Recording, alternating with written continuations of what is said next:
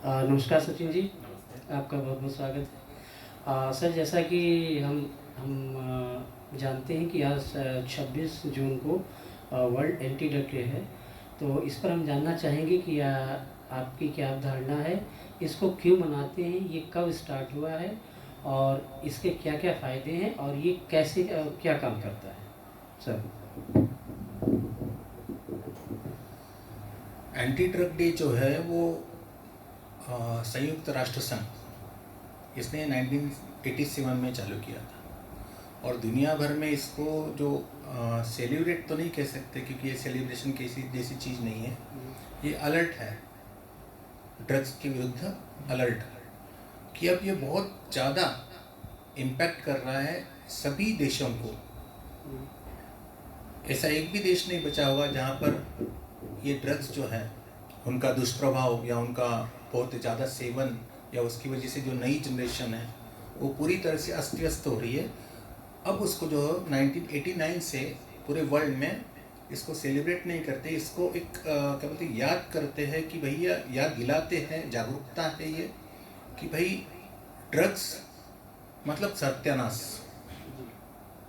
Drugs जो है ये ऐसी चीज़ है कि आदमी जब शुरू करता है तब उसको उतने दुष्प्रभाव उसके कोई मालूम नहीं पड़ते, और जब दुष्प्रभाव उसके मालूम पड़ते हैं जब तक वो डिपेंडेंसी में जा चुका होता है, 10 दिन तक भी अगर किसी नॉर्मल व्यक्ति को अगर ब्राउन शुगर पिलाया जाए तो वो भी एक डिपेंडेंसी में चला जाता है। डिपेंडेंसी में जाने की वजह से वो अगर छोड़ना भी चाहे तो वो छोड़ नहीं पाता। ये सोशली करने वाला चीज़ नहीं है, जो सोशली आप बोलेंगे कि मैं लिमिट में कर लूँगा और इसको कंट्रोल कर लूँगा, मेरा लाइफ भी कंट्रोल कर लूँगा, तो ऐसी वो चीज़ है नहीं। ड्रग्स जो है पूरी तरह से ब्रेन केमिस्ट्री को अल्टर कर देता है, वो बड़े छोटे पीरियड में, एकदम छोटे पीरियड में। अब किसी के मन में ख्याल आता है कि अगर ड्रग्स के विरुद्ध है, ड्रग्स मतलब मेडिसिनल ड्रग का एब्यूज़ वो भी आ गया इसमें, और बाकी जो इलीगल ड्रग्स है उसमें भी आ गया। इसके बाद सरकार प्रतिबंध लगाती है, रिस्ट्रिक्शंस लगाती है, जैसे मेडिकल स्टोर है उसका अगर ड्रग का अब्यूज़ हो रहा है तो जो फार्मेसी काउंसिल है उसने स्ट्रिक्ट रूल्स बनाए हैं, और वो ड्रग्स ना मिले, उसका दुरुपयोग ना हो, इसके लिए फार्मेसी काउंसिल जो है वो उनकी तरफ से प्रयास करती है। लेकिन जहाँ तक इलीगल ड्रग्स की बात आती है, जिसकी तस्करी होती है, जो मतलब ऑथोराइज सेल के लायक ही नहीं है, कुछ चंद पैसे की लालच में, कुछ लोग अपने थोड़े से फायदे के लालच में, कुछ लोग हम ये कह सकते कि जो बाहरी देश है वो एक दूसरे देश को कमज़ोर बनाने के लिए भी ड्रग्स का उपयोग करते हैं। ड्रोन से तस्करी होती है, आपको भी पता है भारत में कहाँ कहाँ से ड्रोन से ड्रग्स भेजे जाते हैं, और अपने राष्ट्र को, भारत देश को किस प्रकार से कमज़ोर करने की एक साजिश हो रही है। जो मिलिट्री का जवान है वो तो देश की रक्षा कर सकता है आतंकवादियों से, या सेना रक्षा कर सकती है कोई अगर आज बाहर वाला कोई आक्रमण करे तो। लेकिन जो ड्रग्स से जो मजबूर हो जाता है एक बार इंसान, वो खुद एक अपने घर के लिए आतंकवादी है, और आतंकवादी होने के कारण वो ना तो खुद ठीक है ना और उसके घर वालों को भी ठीक लग रहा है। वो ऐसा व्यक्ति बन जाता है कि उसके जीवन में कॉम्प्रोमाइज़ के अलावा कुछ नहीं है, वो हर जगह पे कॉम्प्रोमाइज़ करता है, उसका शरीर गिरता है, उसका मेंटल स्ट्रेस बढ़ता है, उसका फाइनेंशियल प्रॉब्लम चालू होता है, तो उसको सब गलत काम करने पड़ते हैं, उसका सोशल लाइफ करीब करीब हम बोल सकते ख़त्म हो जाता है, उसका जो सेक्सुअल लाइफ है वो भी बहुत बुरी तरह से अफेक्ट होता है, क्योंकि ये ड्रग्स कहीं ना कहीं ऐसा भी होता है कि इस ड्रग्स से सेक्सुअल स्टेमिना बढ़ जाता है थोड़ी देर के लिए, लेकिन उसके कारण जो डैमेज जो होता है रिप्रोडक्टिव सिस्टम वो बहुत बुरी तरह से डिपेंड, क्योंकि आज उसको अगर सेक्स के लिए करा जाए तो अगली बार उस आदमी को उस चीज़ को करना ही पड़ेगा, तभी वो सेक्स कर पाएगा जी। और सेक्स ऐसी चीज़ है कि जहाँ पर आदमी को अब फंक्शन वगैरह तो डाल सकते हैं, लेकिन सेक्स तो फिजिकल नीड में आता है। फिर उसका उसके पत्नी के साथ संबंध खराब होना स्वाभाविक है, क्योंकि एक तरफ तो आपका फाइनेंस के ऊपर काम नहीं हो रहा है, एक तरफ आप उसकी इमोशंस, उसकी रिक्वायरमेंट्स, उसकी भावनाएं नहीं समझ पा रहे हो, और दूसरी सबसे खतरनाक चीज़ इस ड्रग में ये है कि आप अगर शराब पियोगे तो घर में पता चल जाएगा, बाकी अगर आप सूखे नशे करते हो या ड्रग्स करते हो तो ये चीज़ जो है ये समझ में नहीं आती जल्दी, और जब समझ में आती है तब तक तो पूरा डैमेज कर चुकी होती है, डिपेंडेंसी में चला जाता है, पूरी तरह से एडिक्ट बन चुका होता है। और ये जो पूरी दुनिया इकट्ठा हुई है इसके लिए, एकत्रित हुई है कि इसके खिलाफ लड़ा जाए, उसके लिए जो नशा मुक्ति केंद्र है वो भी अपनी तरफ से मेहनत करते हैं, एनजीओज नशा मुक्ति केंद्र प्राइवेट है सरकारी है, वो भी अपनी तरफ से कोशिश करता है। लेकिन मेरा ये कहना है कि अगर इसके बारे में अच्छे से अवेयरनेस अभी से फैलाया जाए तो इसका इफेक्ट तुरंत तो नहीं मिलेगा, लेकिन डे बाय डे पॉसिबिलिटी है कि जो नई जनरेशन है इन ड्रग्स से दूर है।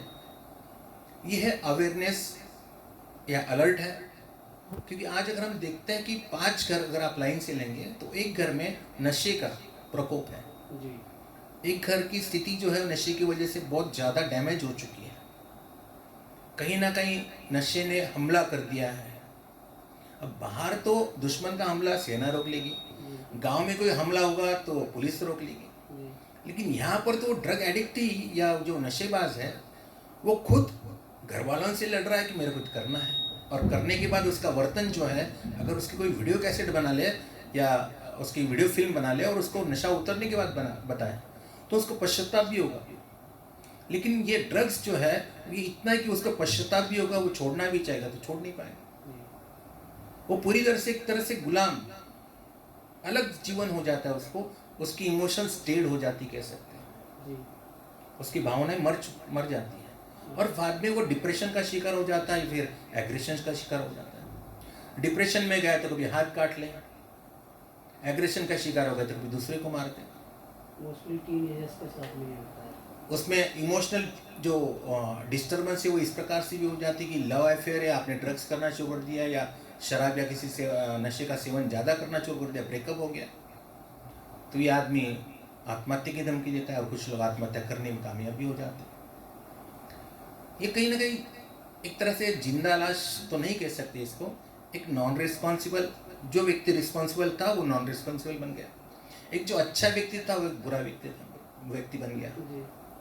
और ये आजकल इस पूरे दुनिया में ड्रग्स की वजह से बहुत ज़्यादा, देखिए कोरोना जब आया था तब 2-4 पेशेंट आए तो इतना कुछ उसमें कुछ सीरियसनेस नहीं था, लेकिन रोज जब लाखों लोग इसके शिकार होने लगे तब इसका सीरियसनेस बढ़ा। और भाई साहब ये जो सीरियसनेस है ड्रग्स के विरुद्ध ये 87 से चालू है, मतलब ड्रग्स जो इसके पहले से इम्पैक्ट कर रहे थे, लेकिन उसका स्तर जब अंतर्राष्ट्रीय स्तर पे देखा गया कि ड्रग्स का बहुत ज़्यादा मिसयूज हो रहा है, बहुत ज़्यादा ड्रग ट्रैफिकिंग हो रही है, उस समय संयुक्त राष्ट्र संघ ने सोचा कि भैया ऐसे करके इसको कुछ ना कुछ इसके खिलाफ तो करना पड़ेगा। फिर 89 से ये पूरे दुनिया में इसको अलर्ट करके करना चाहिए। एक डिसीज इसको घोषित किया, एक बीमारी घोषित किया। बीमारी तो एडिक्शन को बीमारी तो 1962 में शायद, एग्जैक्ट डेट मुझे पता नहीं है, लेकिन 1962 के आसपास एडिक्शन WHO ने बोला addiction is a disease. Addiction में शराब भी आता है, गांजा भी आता है, भांग भी आती है, जो नशा सोशली करते हैं लोग, कई लोग 25-25, 30-30 साल से भी करते हैं। और ब्राउन शुगर जैसे नशे, जो ब्राउन शुगर है, हीरोइन है, मॉर्फिन है, MD है, LSD है, ये आर्टिफिशियली बनाए गए सब्सटेंस है। तो अगर हम लोग बात भी करेंगे शराब, तो शराब भी तो ड्रग है, C2H5OH केमिकल कॉम्बिनेशन उसका भी है। तो बनाया गया तो ये ब्राउन शुगर जैसे नशों के लिए बनाया गया, क्योंकि जो सोशली किए जाते हैं उनके लिए ये नहीं होगा। ये जो बनाया गया है अलर्ट इसका है। लेकिन आज अगर आप शराबियों की भी स्थिति देखें, 87 की बात है, 87 की बात है, और ये 2025 है। अब अगर आप अल्कोहलिक भी देखोगे तो भी वहाँ पर आपको देखेगा ये भी सीरियस लेने जैसा विषय है। जैसे कि सर ड्रग के केस में जब हम इसको सुनते हैं, व्यूअर्स की तरफ से मैं आपसे पूछना चाहूँगा कि ड्रग जो है एक मेडिकल लाइन का हेयरिंग वर्ड लगता है, तो क्या जैसे अभी आप डिस्कस कर ही रहे थे क्या अल्कोहल को क्या हम प्रॉपर ड्रग की कैटेगरी में रख सकते हैं, या ये भी काइंड ऑफ एडिक्शन ही है केवल? और क्या डिफरेंस है इसमें, अल्कोहल, आपका गांजा, भांग और ड्रग्स में क्या डिफरेंस है प्लीज़? अल्कोहल, गांजा, भांग जो है ये सोशली कर सकता है आदमी, ड्रग्स सोशली नहीं कर सकता।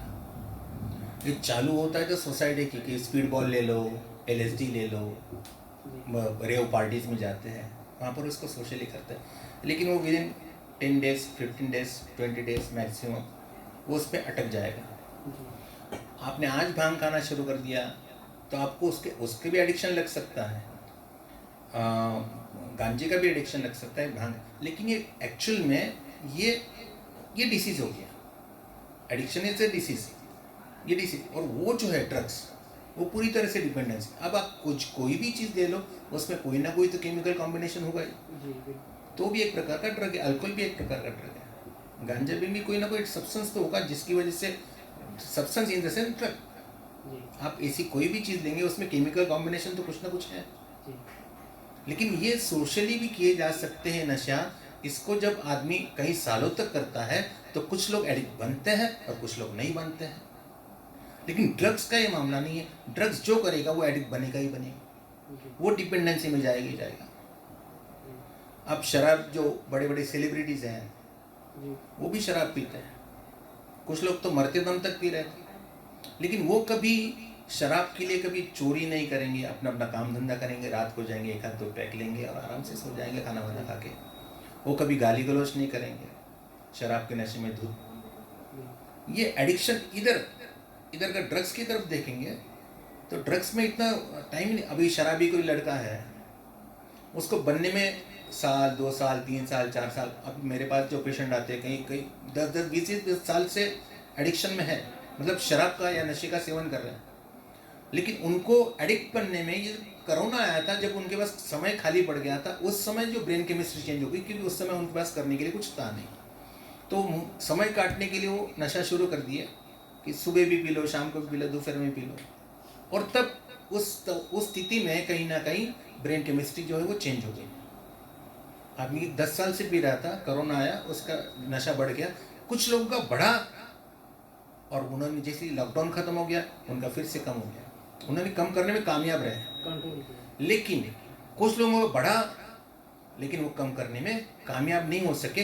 वो उस समय, वो जो एक डेढ़ 2 साल का जो समय था, उस समय वो ब्रेन केमिस्ट्री चेंज हो गई और वो एडिक्शन के शिकार हो गए। एडिक्शन के शिकार हम क्यों बोलते हैं? जैसे कोरोना का शिकार होता है, कोरोना पावरफुल है इंसान से, इंसान की उसके सामने कुछ चलती नहीं है, वैसे हम एडिक्शन, इसको क्या बोलते हैं, एडिक्शन का शिकार हो गया। मतलब ये बदनसीबी है या एक्सीडेंट है, एक्सीडेंट के शिकार हो गए। कोई लड़की बलात्कार की शिकार हो गई, मतलब क्या, एक्सीडेंट में उसका कुछ चला नहीं, बलात्कार में उस लड़की का कुछ चला नहीं, कोरोना में उस इंसान का कुछ चला नहीं, इसको बोलते शिकार हो जाना। और एडिक्शन है, एडिक्ट होने के लिए तो किसी ने दारू पिया नहीं होगा, भांग पी नहीं होगी, गांजा पिया नहीं होगा, वो तो एंजॉयमेंट की साथ, लेकिन कब वो एडिक्ट बना वो समझ में नहीं आता। लेकिन ये जो ड्रग्स है, ये तो आप गारंटी से ले लो, अगर कोई शराब पी रहा है तो अगर 1000 लोग शराब पियेंगे तो एक नशेड़ी बनेगा, 2 बनेंगे मैक्सिमम।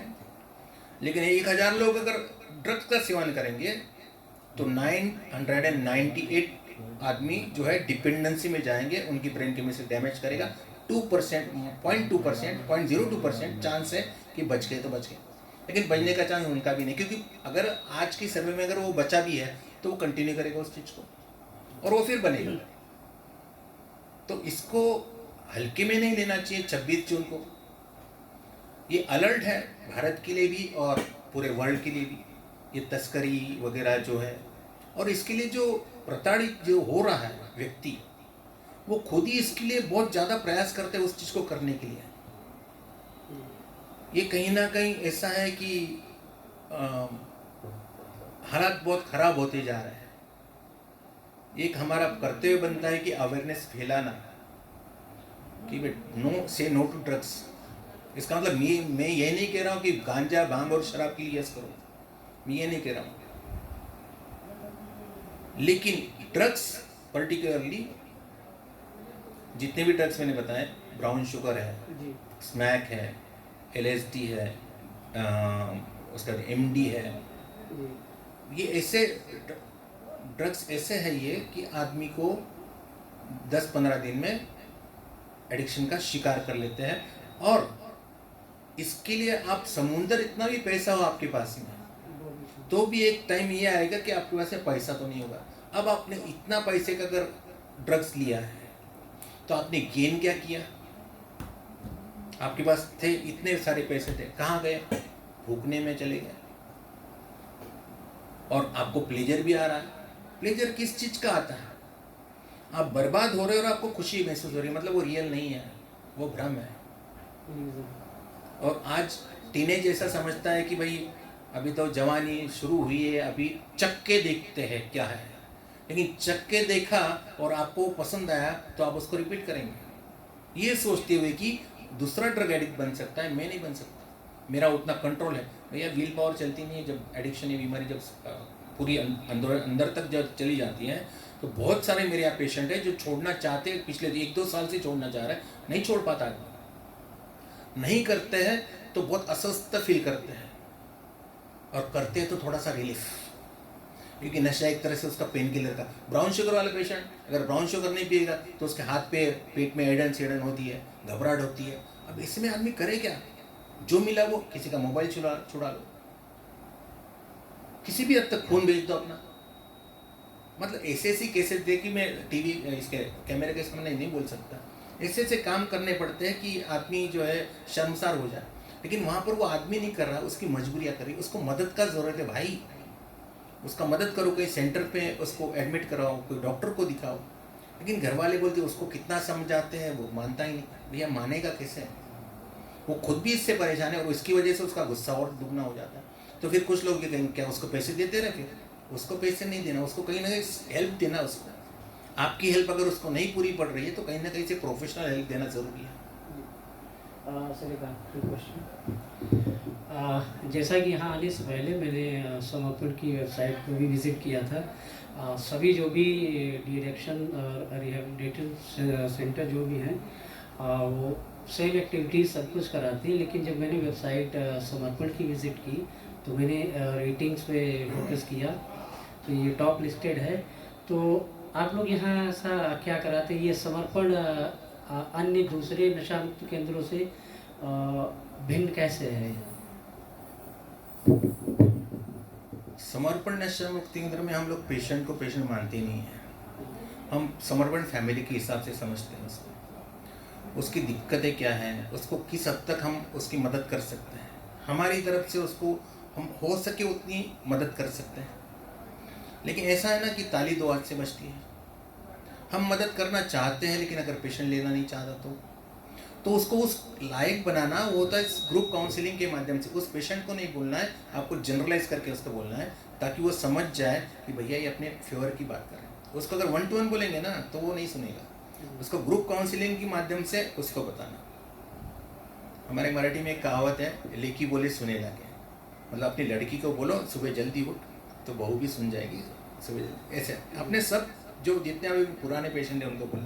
और पुराने पेशेंट भी मोटिवेट करते हैं, पुराने पेशेंट भी नए पेशेंट को हौसला देते हैं कि भैया इट इज टेम्पररी, और तू भी परेशान था बाहर। और मेन चीज़ जो है यहाँ का स्टाफ में मैं खुद एक नशेबाज हूँ। जो भी कैमरा जो चला रहे वो भैया भी नशेबाज, ऑफिस में बैठे हुए जो भैया है वो भी नशेबाज है, और 2-4 स्टाफ जो है वो भी नशेबाज है। क्योंकि है इसलिए बोल रहा हूँ कि वी आर एलर्जेटिक, हम एलर्जेटिक है उस चीज़ के लिए। और ये बीमारी को बोले पावरफुल, प्रोग्रेसिव एंड परमानेंट, इस जिंदगी भर के लिए बीमारी है। जिस दिन मैं नशा कर लूँगा फिर से मेरी ब्रेन केमिस्ट्री डिस्टर्ब होने वाली है, और मेरा जो ब्रेक सिस्टम है जिसको हम बोलते हैं गाबा, गैमा एमिनो बारबिटूरिक एसिड, वो D3 की वजह से, संख्या ज़्यादा होने की वजह से वो फेल कर देगा। और जब फेल होगा तो मेरा कुछ चलेगा नहीं। विवेक आदमी का खत्म हो जाता है। जहाँ जो नहीं करना है वो सब करेगा, जो करना चाहिए वो कुछ भी नहीं करेगा। जो चीज़ें जीवन को ऊपर उठानी है वो चीज़ें नहीं कर पाएगा, जो जीवन को नीचे गिराती है वो चीज़ें सब कुछ वो करेगा, करना पड़ेगी उसको।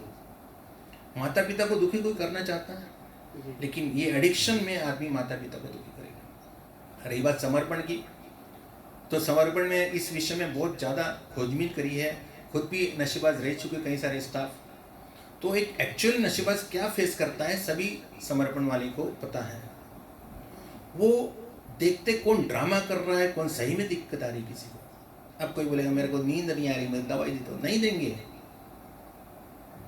तेरे को डिटॉक्स चल रहा था उस समय दी, बाद में नहीं।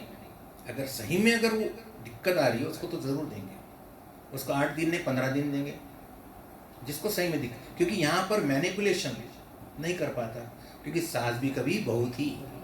हाँ, जो बहू है वो हमको बताएगी कि हमको कितना तकलीफ हो रहा है। भैया हम भी उस फेज से गुजरे, हमको पता है कि हद तक आदमी को तकलीफ होती है। अगर कोई दिक्कत हमको ऐसा लगा कि नहीं यार, तो डॉक्टर्स आते हैं विजिट को, वो एडिक्ट नहीं है, वो देखते हैं, दवाई देते हैं। ज़रूरी पड़ी तो साइकेट्रिक सपोर्ट है, फैमिली काउंसलिंग है, पर्सनल काउंसलिंग है, योगा है, मेडिटेशन है, सुंदरकांड का पाठ होता है रोज, शाम को भजन होते हैं। ये सब एक्टिविटीज़ जो है, सुबह योगा, टाइम पे चाय नाश्ता, उसके बाद क्लास, सॉरी उसके बाद सुंदरकांड, उसके बाद क्लास, लंबी क्लास नहीं, 1-1.5 घंटे की बस बहुत है, ज़्यादा हैमर नहीं करना उसको। और वो भी क्लास किसी फ्रेंडली, एकदम फ्रेंडली। मैं जब बात करता हूँ तो पेशेंट को ऐसा नहीं लगता कि, पेशेंट को तो ये लगता है कि भैया वो अपने बारे में कैसे बात कर रहा है, अपने बीच का ही कोई है, वो बात कैसे कर रहा है। कुछ लोग तो मुझे ये बोलते हैं आप एडिक्ट हो ही नहीं सकते, आप झूठ बोल रहे हैं। मैंने बोला नहीं यार भैया हूँ, मैं उस फेज में जब था तब अगर देखता तो बता। तो अपन जो बात कर रहे थे मेन, आज एंटी ड्रग डे है 26 जून, और ये जो वीडियो है ये सच बताऊं तो हम समर्पण का एडवर्टाइजमेंट के हिसाब से नहीं बना रहे हैं।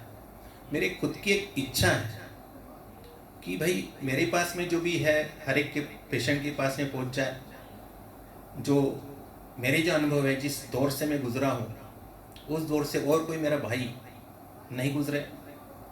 इस नशे ने मेरे जीवन के करीब करीब 14 साल खराब कर दिए, और मैं चाहता हूँ कि बाकी लोगों के ये जो जवानी के दिन है वो अच्छे से गुजरे, मस्ती से रहे, स्वस्थ रहे, मस्त रहे, व्यस्त रहे, बढ़िया तरीके से जीवन जियो, एक फ्रीडम का लाइफ, हैप्पी लाइफ। मैं बोलता हूँ ना हमेशा क्लास में, respectable, powerful and happy life होना। रिस्पेक्ट है तो पावर तो आएगा, और हैप्पीनेस मांगना नहीं पड़ेगा। हम हर एक चीज़ में हैप्पीनेस मांग रहे हैं कि नशा करके हैप्पीनेस नहीं होगा, और ड्रग्स करके तो भाई साहब भूल ही जाओ। ड्रग्स करके आप सिर्फ और सिर्फ लाचारी की तरफ जाओगे, बेबसी की तरफ जाओगे, मजबूरी की तरफ जाओगे, कॉम्प्रोमाइज़ की तरफ जाओगे। और ये जो चीज़ है ये सिर्फ इंडिया की बात नहीं हो रही है, यहाँ पर पूरे वर्ल्ड की बात हो रही है। और इसको सही में हर एक छोटे छोटे स्कूल में भी इसके बारे में अवेयरनेस करना ज़रूरी है, कॉलेजेस में भी करना चाहिए, उनको टेप्स दिखाना चाहिए, वीडियोस दिखाना चाहिए। एडिक्शन क्या है भैया, ये इतना सपना, रंगीन सपना नहीं है, ये सपना हो तो चलेगा, ये तो हकीकत है। ये जो सोशल मीडिया है जो ड्रग्स को, नशे को, अब ड्रग्स की वो पिक्चर है, वो पिक्चर आई थी बीच में उड़ता पंजाब, वो उड़ता पंजाब देखते देखते मेरा एक पेशेंट रिलैप्स हो गया, डिस्चार्ज हो, अच्छा खासा चल रहा था। सोशल मीडिया, अब वो तो अवेयरनेस के लिए बनाई उन्होंने, लेकिन कि भाई किस प्रकार से आदमी उस तरफ अट्रैक्ट हो रहा है। भाई शराब है, गांजा है, बोले हुक्का पार्लर, ये नशे की जितनी, और इसको बंद भी नहीं किया जा सकता है। बंद सब इतना हो सकता है कि भाई हम अपना बंद करते हैं, आप अपना बंद करते हैं। आप अगर करते हो सोशली तो आप देख लीजिए कुछ अलर्ट तो नहीं आ रहे। आप अगर शराब पी रहे हो कभी कभार, और आपको अगर आगे जीवन में कभी ऐसा लगा कि आप एडिक्शन की तरफ जाओ, मतलब उस चीज़ के लिए आप हैंडीकैप हो रहे हो, आप अपनी जिम्मेदारी से हट रहे हो, तो ये आपके लिए रेड अलर्ट है। नहीं तो आपको भी ऐसे किसी नशा मुक्ति केंद्र में जाना पड़ेगा। तो ओवरऑल लॉन्ग स्टोरी शॉर्ट, 26 जून 1987 में चालू हुआ था, और 89 से पूरी दुनिया में इसको संयुक्त राष्ट्र संघ की तरफ से इसको चालू किया गया था, और इसको मनाते हैं। इसको सिर्फ और सिर्फ ड्रग डे नहीं बोलो, addiction day, anti addiction day. Addiction मतलब 2 प्रकार के एडिक्शन है, चाय का भी एडिक्शन होता है और नशे का भी एडिक्शन होता है। ये नशे का एडिक्शन की बात कर रहे हैं, चाय है एडिक्शन, लेकिन चाय में आदमी गाली गलौज नहीं कर रहा है, चोरी चकारी नहीं कर रहा है, अपनी जिम्मेदारी से नहीं हट रहा है। इसको कई सारे लोग सुबह शाम दोपहर में पीते हैं। उसका भी अगर सेवन कोई 50 कप करने लगे तो उसको भी दिक्कत होने वाला है, लेकिन ये चल सकता है। हम इसको पूरी तरह से रॉन्ग भी नहीं कह रहे, इसको पूरी तरह से सही भी नहीं कह रहे, लेकिन ये चलने वाली बात है। मोबाइल, फैसिलिटी है, मोबाइल एडिक्ट भी होते हैं, लेकिन परसेंटेज आज इनका बहुत, आपने कितने ज़िंदगी में कितने चाय के एडिक्ट देखे जिसकी वजह से परिवार बर्बाद हुए, आपने कितने मोबाइल एडिक्ट देखे, शायद यूट्यूब पे कुछ वीडियो मिली होगी, एक आध दो आपने आप तक देखी, लेकिन ड्रग एडिक्ट भयंकर है। जिसने लिया 1000 में से 998 लोग इसके शिकार होंगे, और जो बचे हुए 2 है वो आज नहीं तो कल बन जाएंगे, क्योंकि उसको वो एक्सपीरियंस अच्छा लग रहा है, वो रिपीट करेगा उसको, और वो आगे वाले 2 भी बन गए। आज आप चालू कर दो कोई, मैं गारंटी दे रहा हूँ डिपेंडेंसी में जाएगा, अटकेगा, तो भैया चालू क्यों करना, मत जाओ, आगे रेड अलर्ट है। ये समर्पण नशा मुक्ति केंद्र की तरफ से आपके पूरे इंडिया में ये संदेश दे रहा हूँ मैं कि भैया ड्रग को बिल्कुल नहीं करो, इससे जितनी दूरी बना सके। ऐसे दोस्त किस काम के जो ड्रग्स करवाते हैं किसी को, उसको दोस्त कैसे कहेंगे। एंजॉय है तो भैया बहुत सारी एंजॉयबल चीज़ें हैं, सब छीन जाएगी इस ड्रग के चक्कर में। ये जो चीज़ें आपको खुशियाँ देती वही चीज़ें दूर हो जाएगी, माँ बाप दूर हो जाएंगे, बीवी बच्चे दूर हो जाएंगे, भाई बहन दूर हो जाएंगी, पढ़ाई लिखाई से दूर हो जाओगे, अपनी दुकान होगी, मकान या काम धंधा जो भी कुछ करते होंगे उससे भी दूर हो जाओगे, और फिर बाद में एक गुलाम की तरह से अगर काम करते भी हो तो वो नशे के लिए करोगे कि दिन में कितने 1000 रुपये कमा रहा हूँ, 1000 रुपये का क्या कर रहा हूँ, नशा कर रहा हूँ। करना है तो सिर्फ नशे की, जागना है तो सिर्फ नशे की। उठते से ब्राउन शुगर एडिक्ट की आज की हालत है कि 4 बजे वो उठता है, सोचता है 200 रुपये कहाँ है, कुछ खाने के लिए नहीं, वही सोच रहा है 200 रुपये की टिकट कहाँ से है। अब वो 200 रुपये की भी आगे आगे चल के 500 रुपये हो गए, कहीं पे 450 रुपये का टिकट अभी मैंने सुना था कहीं पे मिलता है। कहाँ जा रहे हो आप, कौन सा रास्ता है, ये रास्ता तबाही की तरफ है, और तबाही की तरफ जब जाते हैं तब खुश होने वाली बात नहीं है, तो अफसोस की बात है। लेकिन जिसको जितनी जल्दी अफसोस हो, पश्चाताप हो, वहाँ से यू टर्न लिया जा सकता है, ड्रग एडिक्शन छोड़ा जा सकता है, इससे बचा जा सकता है। बस प्रॉपर हेल्प की ज़रूरत है, प्रॉपर प्रोफेशनल हेल्प की ज़रूरत है, जिससे आप इससे बच सकते हो। अगर आपकी नज़र में अगर कोई है तो उसको आप सजेस्ट कीजिए, भैया किसी ना किसी नशा मुक्ति केंद्र में एडमिट कराओ, जहाँ पर हमारे जैसा स्टाफ हो जो खुद एडिक्ट रह चुका है और वो समझता है इनका दर्द क्या है, वो आपकी मदद करना चाह रहा है। तो इस अलग तरीके से देखो, परिवार ने मदद करके देखी, उसने खुद ने भी मदद करके देखी, दोनों की। कई लोग डॉक्टर्स को भी मदद के लिए, डॉक्टर क्या करते हैं, डॉक्टर के पास इतना टाइम नहीं है कि आपको घंटों काउंसलिंग करें। आप साइकेट्रिस्ट के पास चले जाओ, 5 मिनट 10 मिनट से ज़्यादा उससे बात नहीं होगी। यहाँ पर तो पूरी सोच बदलना है उसकी, इसलिए रेसिडेंशियल प्रोग्राम है समर्पण में, जहाँ पर उसकी धीरे धीरे उसकी जो जितनी भी गंदगी है दिमाग की उसको हटाते हैं, उसको सच्चाई की तरफ लेके जाते हैं। तब कहाँ अंदर से आवाज आती है, यार भैया आप नहीं करेंगे तब। इसलिए समर्पण नशा मुक्ति केंद्र का रिकवरी रेट बहुत अच्छा है, इंडिया में नंबर 1 पे, और तभी आपको जो रेटिंग जो आई थी वो इसलिए 1 नंबर पे आया। दोस्तों, तो ये थे हमारे साथ में समर्पण नशा मुक्ति केंद्र के सीनियर काउंसलर श्री सचिन जोशी जी। जैसा कि आप लोगों ने सुना देखा, सर ने कितना अच्छे से आज के दिन को डिस्क्राइब किया है, और डायरेक्ट इनडायरेक्टली सर ने मुझे भी इंडिकेट किया है, मैं भी अलर्ट हो गया हूँ कि ये सर ने बीच में बताया भी कि ये विश्व की दूसरे नंबर की सबसे बड़ी बीमारी है एड्स के बाद में। तो हमें सतर्क रहना चाहिए। हमारे आसपास में यदि कोई हमारे परिवार में, हमारे रिलेशन में अगर कोई यदि है तो आप उसको प्लीज़ कन्विंस कीजिए, उसको हेल्प कीजिए। अदरवाइज जैसा कि सर ने बताया, प्रोफेशनल्स की आप हेल्प लीजिए।